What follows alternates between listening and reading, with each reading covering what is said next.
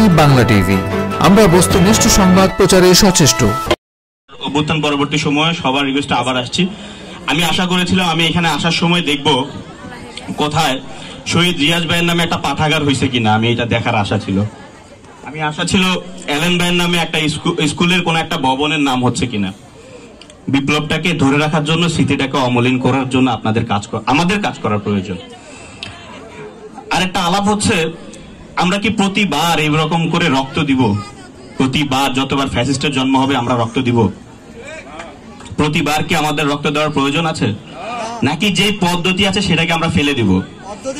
যেহেতু অভ্যুত্থানের আমি বলবো মহানায়করা এখানে উপস্থিত আছেন সবাই, সেই মহানায়কদের মধ্যেও যারা দায়িত্বে ছিলেন সেন্ট্রাল নেতাদের কাছে আমার অনুরোধ, সংবিধান পুনর্গঠন হবে না পুনর্লিখন হবে সেটা ওই চাহালার কাছে আপনি কিভাবে পৌঁছাবেন? চাহালা কি জানবে? আমজনতা জানবে কি কিভাবে সংবিধান পুনর্লিখন হলে আমার ফায়দা কি? এই কথাগুলি কিন্তু আপনারা বলে দিতে হবে, মুখে তুলে দিতে হবে আমাদের। তখন আমরা বলতে পারবো মানুষকে যে এই কারণে আমরা সংবিধান পুনর্লিখন চাচ্ছি। ওই সংবিধানটাকে ঢাকা ক্লাবের বিষয় বানাইবেন না, তাহলে লাভ নাই। যদি জনগণের বানান, এই যে আমার ছোট আপুরা বসে আছে তাদেরকে জানান, দেখো সংবিধানে এরকম আছে, তুমি একজনকে গ্রেফতার করতে পারবা এবং 15 দিন তার হদিস না দিলেও চলবে, বলবা যে দুর্যোগের কারণে বলতে পারি নাই। ওইটা যে পরিবর্তন করার প্রয়োজন আছে সেটা কি জনগণ জানে? জনগণকে জানাইতে হবে। আরেকটা জিনিস হচ্ছে আমাদের মানে অভ্যুত্থানের কৃতিত্ব নেওয়া। আমি যাত্রাবাড়ি শুনি একটা যাদেরকে দেখছি তাদের রাজনৈতিক ব্যাকগ্রাউন্ড তেমন কিছুই ছিল না, কেবলমাত্র ভাইয়ের রক্ত, বুলেট, মায়ের আহাজারি, সেসবে এই অভ্যুত্থানের পাওয়ার ছিল। আজকে অভ্যুত্থানের কৃতিত্ব নিয়ে দলে দলে লড়াই চলছে। একটা জিনিস মনে রাখবেন, ফ্যাসিস্টের জন্য এইটা সম্মানজনক যদি কোনো রাজনৈতিক দল তারে উৎখাত করে, কিন্তু ওইটা অসম্মানজনক যখন ছাত্র জনতা তারে উৎখাত করে। এটা বুঝতে হবে, তো এই জিনিসটা আমাদের জানতে হবে, এটা আমাদের বুঝতে হবে, এই কথাগুলি বলতে হবে। সময় কম, তা অনেক কিছু বলতে পারতেছি না।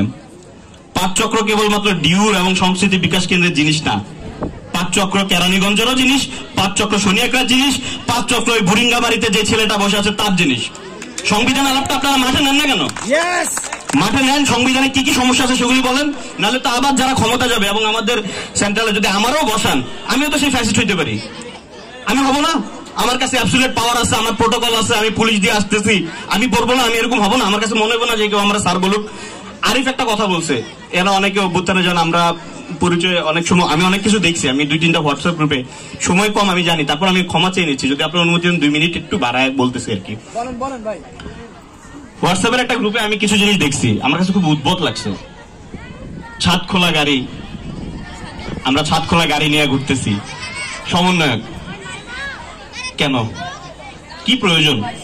আপনার কাজটা কি? অভ্যুত্থানটাকে ধরে রাখাটাও আপনার কাজ। কিভাবে করতেছেন? ওরে ধর, ওরে মার, ওরে বল, ওরে ক, এগুলি এটাতে আপনি কি অর্জন করতেছেন? অথচ কনস্টিটিউশনের আলাপটা কত জরুরি, এবং দেখেন অলরেডি কিন্তু আলাপ শেষ।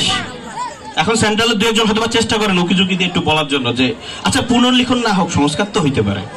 সংস্কার না পুনর্লিখন হবে, এটাই আমাদের দাবি হওয়া উচিত এবং এটাই কথা হওয়া উচিত। এখন সেটা কিভাবে হবে সেটা নিয়ে আলাপ হইতে পারে, গণভোট হোক। এবং এটাও বলতে হবে যে এই সরকার কোনো মাইনরিটির গভর্নমেন্ট না, এটা দেশের 80% মানুষের মতামতের সরকার। কিন্তু সরকার শপথটা নিছে রাষ্ট্রপতির কাছ থেকে। অভ্যুত্থান কিন্তু বিপ্লবের রূপান্তর হয় নাই এখনো, এটা আমাদের মনে রাখতে হবে। বিপ্লবের রূপান্তর করার প্রক্রিয়াটা করতে হবে। সবাইকে ধন্যবাদ। আসসালামু আলাইকুম।